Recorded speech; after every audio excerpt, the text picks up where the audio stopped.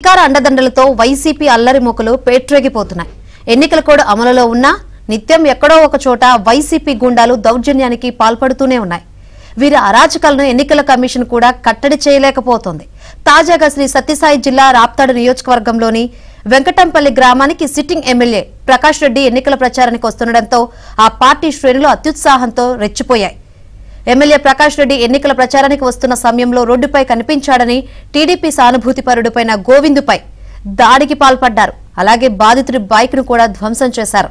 ఈ ఘటనపై బాధితుడి ఫిర్యాదుతో పోలీసులు కేసు నమోదు చేసి దర్యాప్తు చేపట్టారు.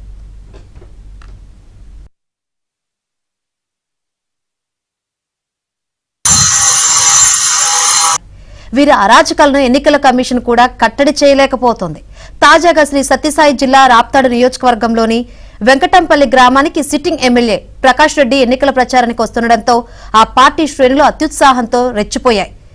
ఎమ్మెల్యే ప్రకాష్ రెడ్డి ఎన్నికల ప్రచారానికి వస్తున్న సమయంలో రోడ్డుపై కనిపించాడని టీడీపీ సానుభూతిపరుడుపైన గోవిందుపై దాడికి పాల్పడ్డారు. అలాగే బాధితుడి బైక్ ను కూడా ధ్వంసం చేశారు. ఈ ఘటనపై బాధితుడి ఫిర్యాదుతో పోలీసులు కేసు నమోదు చేసి దర్యాప్తు చేపట్టారు.